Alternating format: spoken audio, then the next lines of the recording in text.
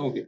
दूसरा चैप्टर है tillers to king makers, जो जाट की जिसमें आपने बात करी, और इंटरेस्टिंगली आपने लिखा है कि वहाँ पे प्रजामंडल बनाए गए और प्रजामंडल के साथ किसान सभाएं, यूनियंस होती थी, उन सबको कांग्रेस में मर्ज किया गया और मर्ज करने के बाद कांग्रेस से एक इंश्योर किया गया कि एटलीस्ट हम मारवाड़ के एरिया में 50% नॉमिनेट करेंगे, अपने टिकट्स देंगे, और उनको जो टिलर्स थे उनको एक स्पेस मिला कांग्रेस में, और इसी वजह से जो रॉयलिटी थी वो कांग्रेस से दूर होती चली गई। तो इसका आप मेरे को ये बताइए कि जाट्स जो थे उनकी राजनीतिक चैलेंजेस और राजनीति कहाँ से शुरू हुई इलेक्टोरल पॉलिटिक्स में इंडिपेंडेंस के बाद? देखिए, एक तरह से इंडिपेंडेंस से पहले से देखना पड़ेगा। ये प्रजामंडल और किसान सभा जो शुरू हुए, ये इंडिपेंडेंस से पहले शुरू हुए, और वो कहा जाता है कहीं ना कहीं एक जाट रेनेसां जैसा टाइम था, जब एक तरफ सर छोटू राम हरियाणा में थे और उधर ही उस टाइम सेकेंड वर्ल्ड वॉर और फर्स्ट वर्ल्ड वॉर दोनों हुए थे, जहाँ पे जाट कम्युनिटी के बहुत सारे सोल्जर्स जो है फॉरेन में गए थे लड़ने के लिए, और वो जब बाहर से आए तो उनका एक पर्सपेक्टिव भी काफ़ी बढ़ा। उन्होंने देखा बाहर का दुनिया भी देख के आए, यहाँ देखा तो यहाँ इन्होंने देखा कि हम जो काम कर रहे हैं जहाँ पे खेतों में पूरा वहाँ पे राइट नहीं है, तो कहीं ना कहीं वहाँ से एक पॉलिटिकल एम्पावरमेंट के लिए मूवमेंट शुरू हुआ। कुछ आउटफिट जैसे आर्य समाज का भी बहुत बड़ा रोल रहा एक जाट एम्पावरमेंट में। तो धीरे धीरे जब इन्होंने हक के लिए लड़ना शुरू किया तो वो मुश्किल था, क्योंकि जागीरदारी प्रथा था, और लेकिन उसके साथ ही जाट कम्युनिटी के कुछ मेंबर्स भी जो है वो कई जैसे राजाओं के सर्विसेज में, उनके स्टेट में बड़े पोस्ट में थे। बलदेव राम मिर्धा थे जो डीआईजी थे जोधपुर एस्टेट में, और उनका पर्सनल रिश्ता जो है जोधपुर रॉयल फैमिली के साथ बहुत अच्छा था। तो बलदेव राम मिर्धा को माना जाता है एक तरह से he was a harbinger of this Jat sort of political empowerment, because what he did was that कि उन्होंने बहुत सारे स्कूल, हॉस्टल, कॉलेजेस खोले, क्योंकि उनके पास पावर था, वो बड़े पोस्ट में थे, जहाँ पे जाट कम्युनिटी के जो यंगस्टर्स है वो गांव से निकल के वहाँ पढ़ने आए। तो एक पढ़ाई का जो एक प्रचलन बहुत कि पढ़ना है, मैट्रिकुलेशन करना है, उसके आगे करना है, ये शुरू हुआ। तो उसी टाइम जो है कांग्रेस के अलग अलग और आउटफिट जैसे मारवाड़ हितकारिणी सभा, जिसमें जयनारायण व्यास वगैरह ये सब थे, तो वो भी साथ साथ चल रहा था।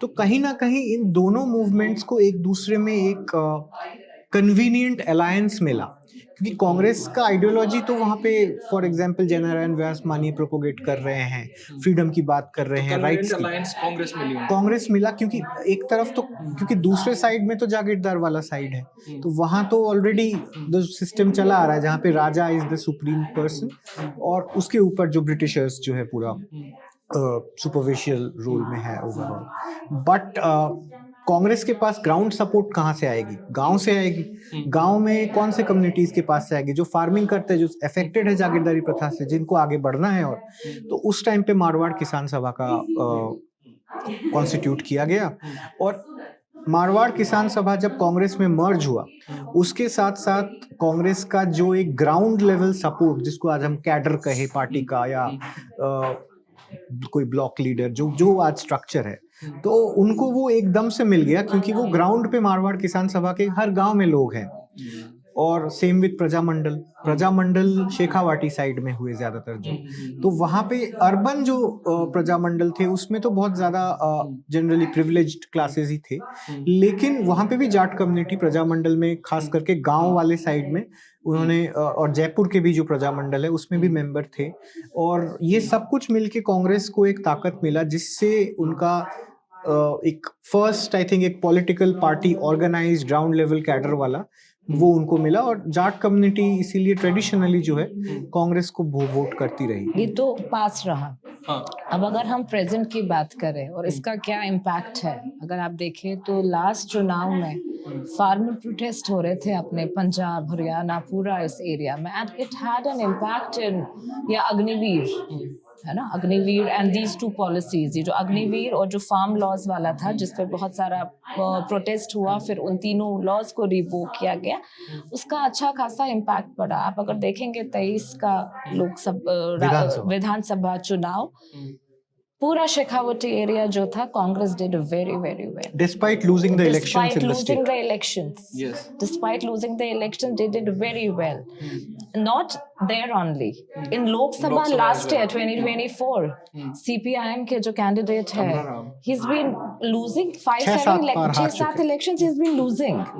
And this year, मतलब they did a collation there and he won. Same was with RLP. Hanuman Beniwal वाला जो वाला वो सीट था, it was a collation करके वहाँ पे, it was a part of India bloc. तो they did well. So कहीं ना कहीं अभी भी how these things impact farming community कहाँ बहुत तेज बोल रहे हाँ प्लीज Sorry.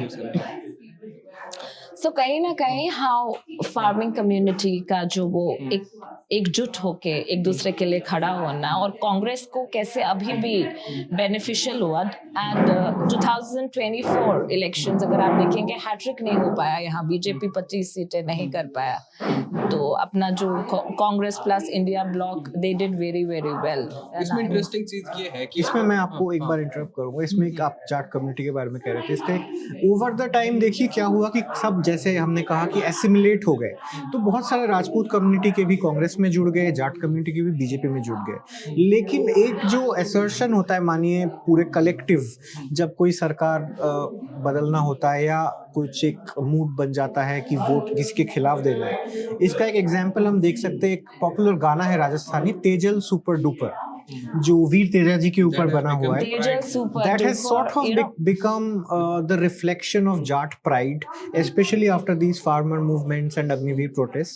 तो पिछले लोकसभा से पहले जहां गोविंद सिंह डोटासरा जो कांग्रेस प्रेसिडेंट स्टेट के हैं, वो गए, नाचते थे गमछा घुमा के, और वहां मतलब एक बहुत बड़ा तबका जो है देखा गया कि जाट कांग्रेस को वोट किया, जिसका फल ये हुआ कि पहली बार कांग्रेस खाता खोल पाया, ऑपोजिशन की सीटें आए.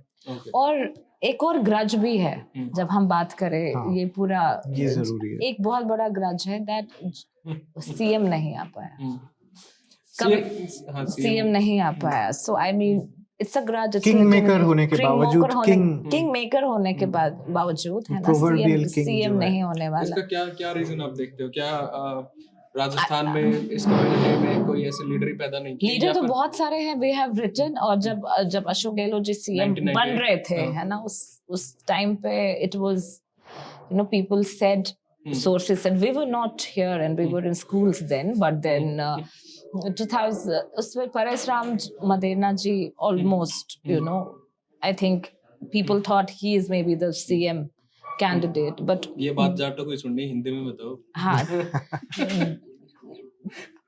1998 में जाट कम्युनिटी को लगा दैट फाइनली उनको अपना एक मुख्यमंत्री मिल जाएगा, क्योंकि वो लीडर ऑफ ऑपोजिशन थे, परसराम मदेरना जी. लेकिन कहीं ना कहीं वो नहीं हुआ. उस समय जो हाई कमांड था कांग्रेस का, उन्होंने एक यंग नई प्रेसिडेंट उस टाइम सोनिया गांधी बने, नई प्रेसिडेंट उस टाइम वो बनी, तो उन्होंने यहाँ पे एक नए यंग CM बनाया. Young, of course, when you compare the ages, he was very young to, you know. So I mean that was the thing. I think वो एक ग्रज रहा. और उससे भी पहले रामनिवास मिर्धा और हरिदेव जोशी के बीच में एक कंपटीशन था जहां वोट किया गया था, लेकिन हरिदेव जोशी आगे निकले थे, तो वो सीएम. अभी आप नागौर को हॉट सीट मानते हैं इस मामले में कि वही पुराना मारवाड़ जो है जिसमें ये सारा वो हुआ. तो नागौर में अगर आप बेनीवाल को देखते हो, पर बेनीवाल क्या आप मानते हो? पहली बात तो क्या आप बेनीवाल को लीडर ही मानते हो? बेनीवाल देखिए, अच्छा, क्या उस जिस चीज की हम बात कर रहे हैं उसके आसपास भी है बेनीवाल? देखिए बेनीवाल, हनुमान बेनीवाल अगर आप देखेंगे 5 years ago was very popular. He was very very popular. उनकी रैलीज जब भी हम जाते थे, यूथ, बहुत सारा यूथ, है ना, यूथ आता, उनको सुनता, क्योंकि उनको उन दिनों लगता वो दिल से बोल रहे हैं, सब चीजें बोल रहे, अटैकिंग मोड में रहते. वसुंधरा राजे की सरकार थी, सो ही वुड नेवर, वो कभी भी अपना कोई चांस नहीं खोते कि अटैक करने के लिए. जो ऑपोजिशन का काम होना चाहिए, जो विश्वास जिससे वो जगाते थे उन लोगों के बीच, अपने वोटर्स के बीच, उनके जो फॉलोवर्स हैं उनके बीच. So people would love his rallies. और खुल के बोलते हैं, थोड़ा मजाकिया मूड में बोलते हैं, तो लोगों को लगता था कि ये बिल्कुल हमारी तरह बात करते हैं. You know, he is not sophisticated, he is like us, जैसे हम घर पे बात करते हैं, जमीन से जुड़े हुए ऑन ग्राउंड लीडर है. उनके में फौज हमने जयपुर में भी देखा है, नागौर में भी देखा है, सब जगह. लेकिन कहीं ना कहीं बाद में जो हम डायनास की बात करते हैं, वो अपनी पार्टी को बहुत आगे बढ़ाना चाहते थे। वो कहते थे कि ये पार्टी जो है ये सारे जाटों को रिप्रेजेंट करेगी, ये लोगों की पार्टी है। लेकिन जब भी उनके पास मौके आए किसी को भी टिकट देने के लिए, डिस्ट्रीब्यूट करने के लिए, who did he choose? He choose उनके अपने भाई, उनकी अपनी वाइफ, और वो कहीं ना कहीं लोगों को चुभी, वो कहीं ना कहीं लोगों को चुभी। तो एज अ रीजन लेकिन इसके बावजूद वो आज भी तो कर पा रहे हैं, पर वो उस तरीके के ऑप्शन नहीं है। लेकिन उनका उनका एक डेडिकेटेड सपोर्ट बेस है जो वहाँ नागौर में उनको बहुत ज्यादा सपोर्ट करती है। लेकिन शायद उनका एक्चुअल पॉलिटिकल टेस्ट तब आएगा जब अगर वो अपने दम पे इलेक्शन लड़े और वो जीते। क्योंकि पिछले 2 लोकसभा इलेक्शन अगर हम देखें तो एक बार वो बीजेपी के साथ लड़े हैं, एक बार कांग्रेस के साथ लड़े हैं अलायंस में, दोनों बार वो जीते हैं। लेकिन अकेले, जैसे इससे नागौर सीट जो है हमेशा एक जाट पॉलिटिक्स की दिशा को कहीं ना कहीं डिसाइड करने वाला माना गया है। क्योंकि यहाँ से रामनिवास मिर्धा तो एक बार, बाकी नाथूराम मिर्धा बहुत बार यहाँ से, आप जानते हैं जैसे 1977 के इलेक्शन में भी नाथूराम मिर्धा सिर्फ जीते थे कांग्रेस से, और कोई जीत नहीं पाए थे। और एक बार रामनिवास मिर्धा ने नाथूराम मिर्धा को हराया था, अगली बार नाथूराम मिर्धा ने रामनिवास मिर्धा को हराया। तो जो भी नागौर के सीट से जीतते हैं, माना जाता है कि जाट राजनीति में उनका बहुत बड़ा एक रोल है। तो ये कहीं ना कहीं उसको तो मेंटेन करके चले। 2 बार से जीत रहे हैं नागौर से, लेकिन अलायंस से जीत रहे हैं। अगर अपने दम पे जीते तो बात अलग है।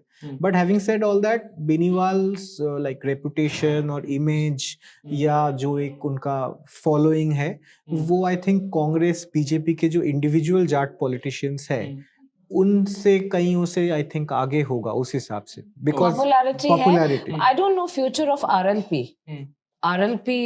कहाँ पहुंचेगी, क्योंकि यहाँ पे वैसे भी मल्टी पार्टी सिस्टम है नहीं, 2 मेन पार्टीज है, कितने ला पाएगी? जैसे बीटीपी तो शायद 1 से 2, 2 से 3 पहुंच गई। इनका क्या होना है आगे, आई डोंट नो आरएलपी, लेकिन he is going to stay there. Okay,